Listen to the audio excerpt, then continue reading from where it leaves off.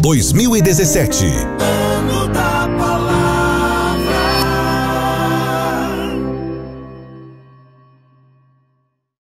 Meninas gostam muito de fingir que são princesas e brincam de imaginar como uma Maltese é amada e admirada. A boa notícia é que toda menina é uma princesa para Deus, o Rei do Universo. Em Minha Linda Princesinha, devocionais para cada dia do ano, elas aprenderão sobre Deus, o Rei, e desenvolverão um senso de pertencer à família dele. Além de colocar a palavra em prática diariamente, as meninas poderão experimentar em primeira mão como se relacionar com Deus a cada dia. Minha Linda Princesinha, devocionais para cada dia do ano. Um produto com a qualidade CPAD.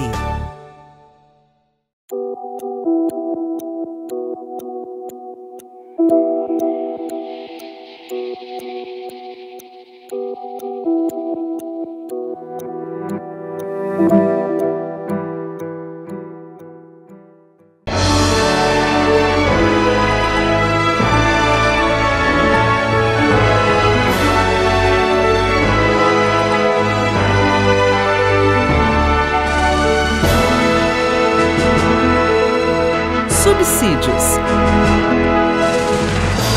Lições Bíblicas Adultos.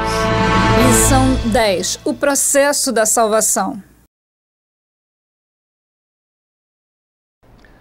A paz do Senhor, meu irmão, professor de escola dominical, pastor, superintendente e demais pessoas que assistem a esse trabalho de vídeos que preparam e trazem subsídios aos nossos professores de escola dominical, preparados pela CPAD nesse último trimestre do ano de 2017, tratando sobre a obra da salvação.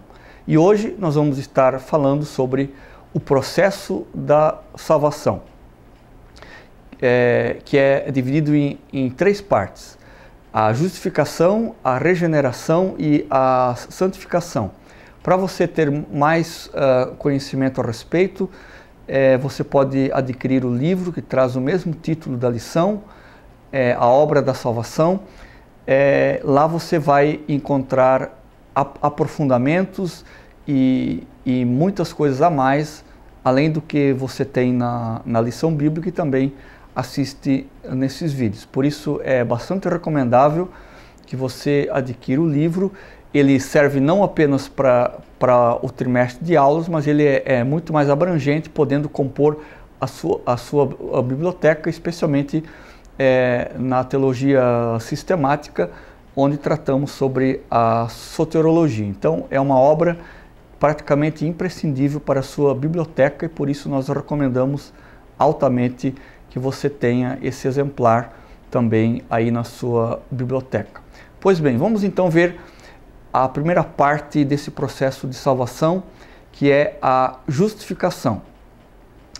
A justificação, ela nos lembra um processo jurídico, né, onde uma pessoa muito culpada, né, que não teria condições algumas de pagar o preço pela sua dívida, cuja dívida é enorme, e não tendo nenhuma uma condição de se justificar diante do juiz, essa pessoa então é simplesmente declarada justa, ou seja, como se nunca houvesse tido nenhuma dívida, como se nunca houvesse tido um processo contra ela, como se ela nunca houvesse praticado nenhum pecado.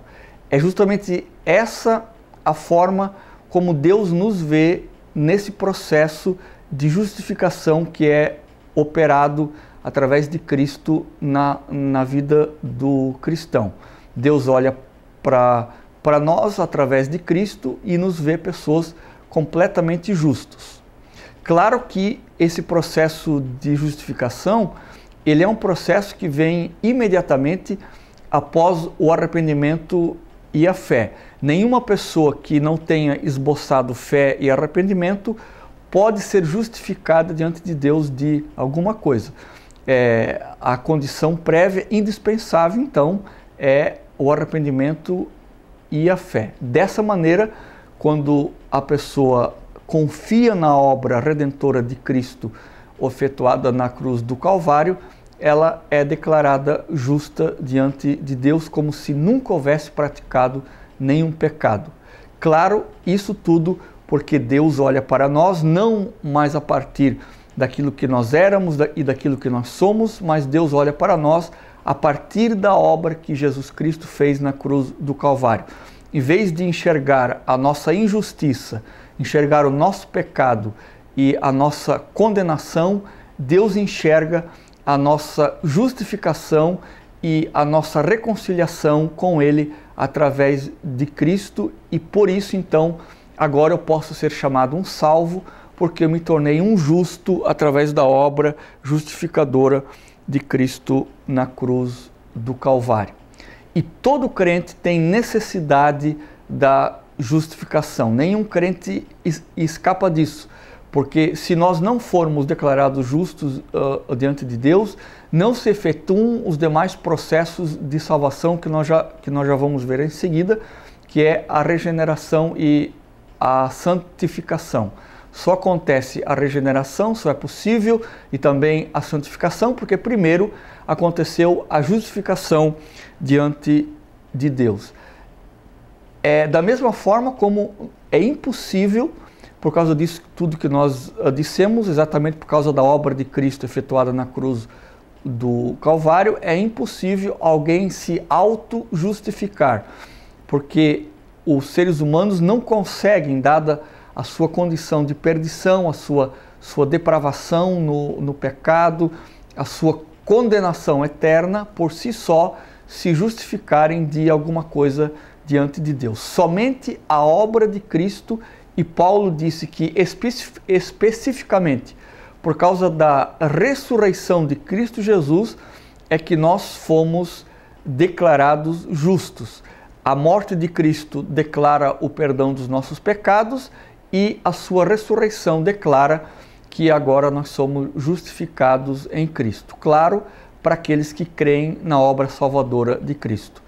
E sendo justificados, nós vamos para a segunda parte, que é a regeneração.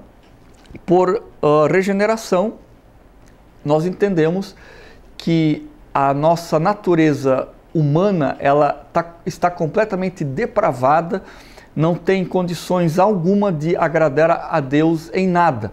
E por isso, então, o Espírito Santo opera na vida do crente esse processo de regeneração. Essa palavra tem uma origem interessante, porque ela remete a um processo de consertar a vida daquilo que estava morrendo ou trazer à vida aquilo que estava morto. Aquilo que não tinha mais condições de ser, agora passa a ser.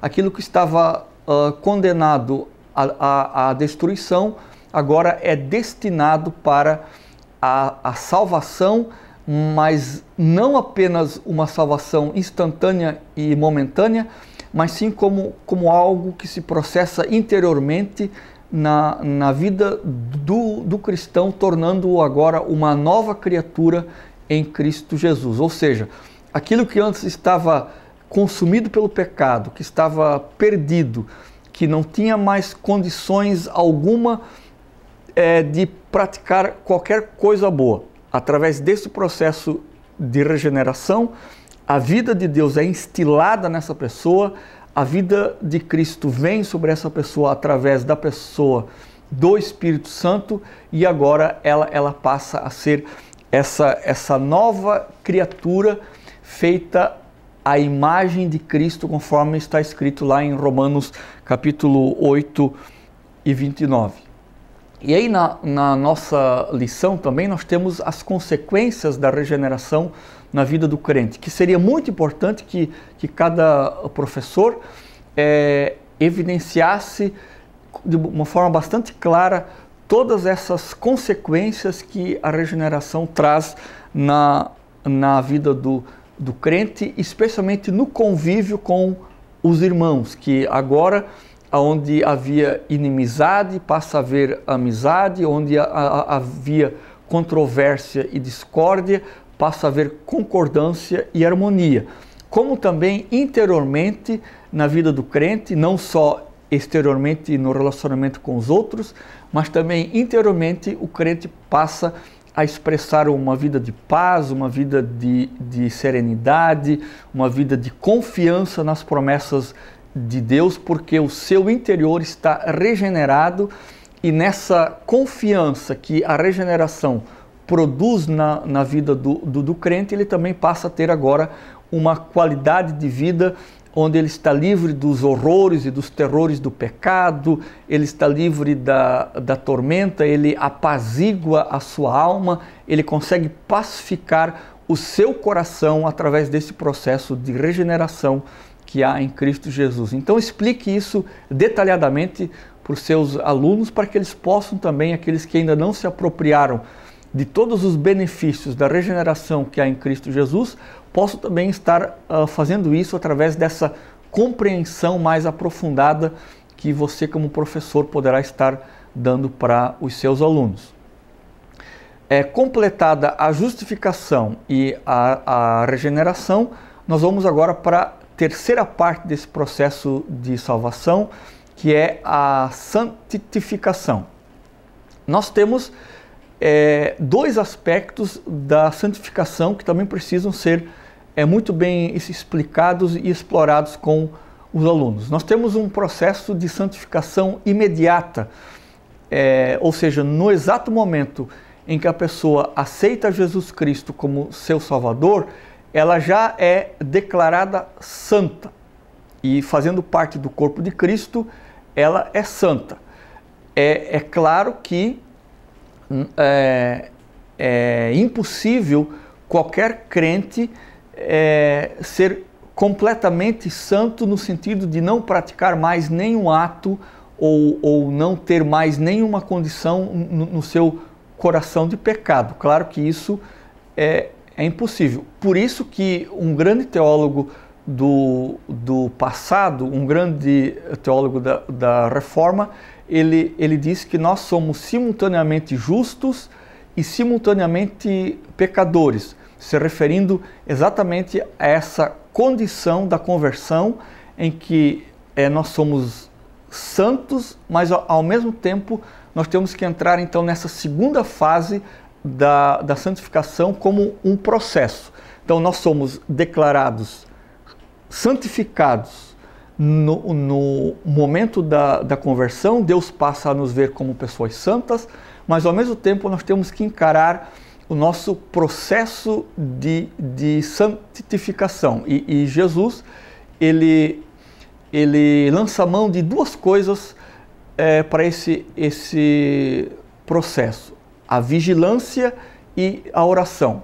A vigilância tem a ver com a gente estar cuidando daquelas coisas que habitam no coração da gente e que podem se tornar pecados ou podem se tornar maldades que vêm a ser expressas através de nós. Então, a vigilância, quando Jesus usa esse termo, ele tanto está querendo dizer as coisas que nos rodeiam, que estão à nossa volta, coisas que as pessoas ou demônios ou as circunstâncias da vida ou as situações da vida podem trazer sobre nós, como também aquelas situações que estão dentro do coração da gente, como eu já falei. E eu até acho que aquilo que está no nosso coração é muito mais perigoso do que as coisas externas. Por isso Jesus manda nos praticar a vigilância.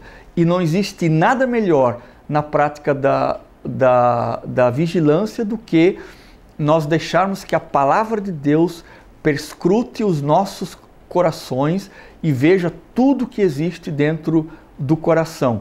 E em muita humildade e fé nós nos arrependermos daquelas coisas que precisam ser arrependidas sempre de novo, para que o processo de santificação se concretize em nossa vida. Então vejam que há uma circularidade em nossa vida entre santificação e arrependimento. Santificação e arrependimento.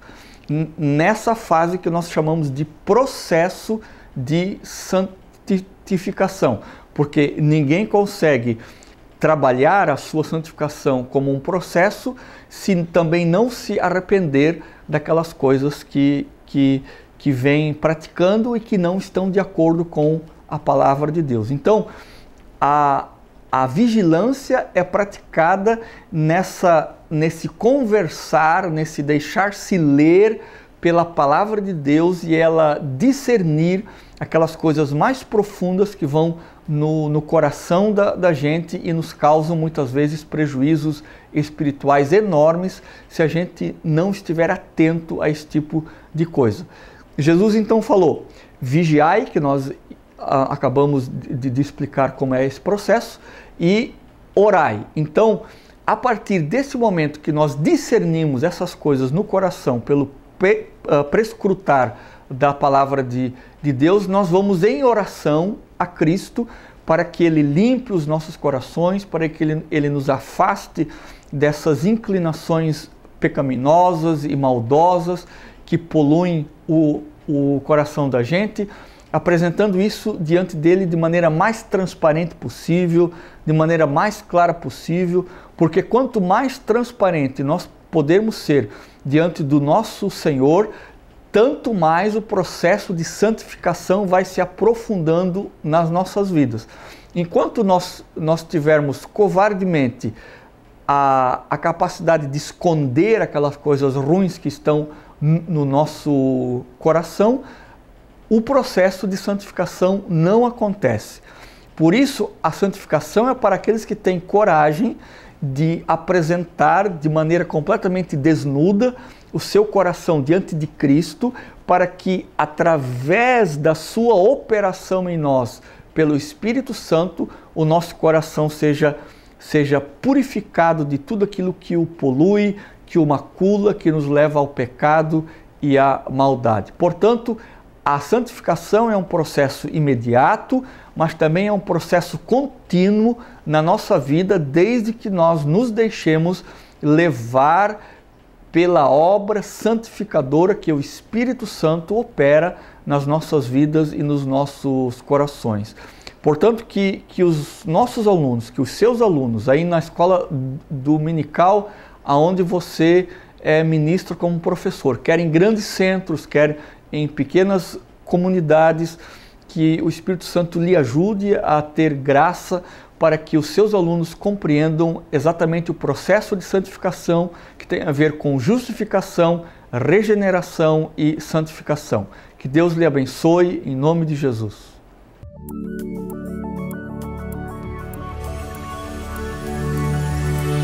CPAD, a editora da Escola Dominical.